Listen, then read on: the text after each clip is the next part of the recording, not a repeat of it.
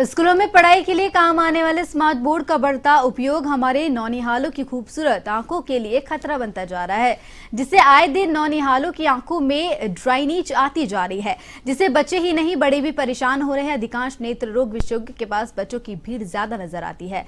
राजस्थान के बीकानेर संभाग के सबसे बड़े पीवीएम हॉस्पिटल के एसोसिएट प्रोफेसर और नेत्र रोग विशेषज्ञ डॉक्टर अनिल चौहान ने बताया कि बच्चों में विजन में डिस्टरबेंस ज्यादा पैदा होता हुआ नजर आता है। बच्चे अपना फोकस सही ढंग से सेट करने में दिक्कत महसूस करते हैं।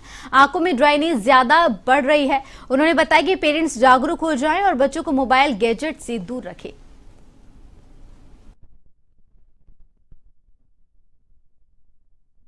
मौसमी बीमारियों के चलते कहीं ना कहीं बीकानेर में भी ऐसी बीमारियां सामने आ रही हैं। खासतौर से आंखों की बीमारी की बात करें, कंजक्टिवाइटिस के अलावा आंखों की लीड पर फुंसियां होना या गांठें बनना, ऐसी कई चीज़ें सामने आ रही हैं। इस वक्त हमारे साथ बीकानेर के पीवीएम हॉस्पिटल के आई स्पेशलिस्ट हैं डॉक्टर अनिल चौहान। बात करते हैं। सर बताएं कि आंखों पर एक हल्की हल्की फुंसियां या गांठें टाइप की ऊपर वाली आईलिड के ऊपर होती दिख रही है जी, उसको क्या मानते हैं?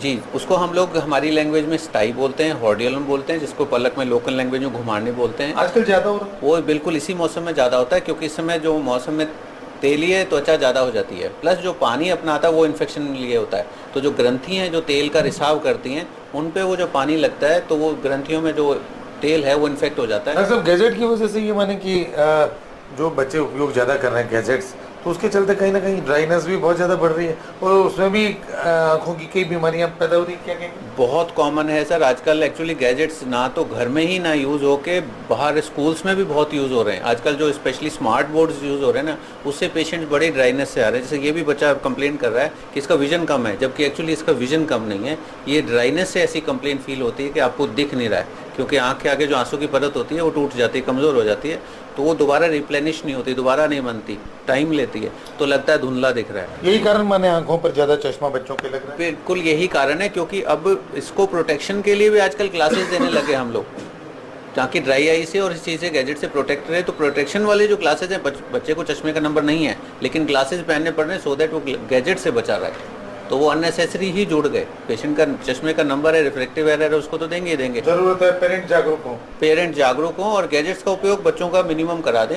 रेस्ट करना सलाह देंगे बिल्कुल। स्कूल्स में मैं कह रहा हूँ, जैसे होमवर्क टीचर्स के लिए ईजी हो गया है, क्योंकि ऑनलाइन उन्होंने पुराना प्रिपेयर किया हुआ है होमवर्क, वो का वही डाल देते हैं, तो उनके लिए भी इजी हो गया है। दोबारा देंगे, बोर्ड पे लिख के पढ़ाएंगे, उन्हें दोबारा पढ़ना पड़ेगा, तो उन्होंने अपना काम शॉर्टकट कर लिया है। उस चक्कर में होमवर्क घर पे आ जाता है, बच्चा फिर गैजेट्स पे ही करता है। देखिए, बच्चों के अंदर और बड़ों में, खास तौर पे बच्चों की बात करें, उनमें जरूरत से ज़्यादा ऐसी प्रॉब्लम्स हो रही है।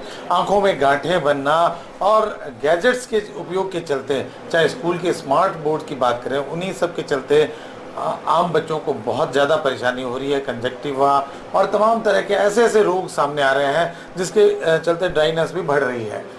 डॉक्टर अनिल चौहान की सलाह मानी जाए और इन सब चीज़ों से दूर रखने का प्रयास किया जाए बच्चों को। के सिंह।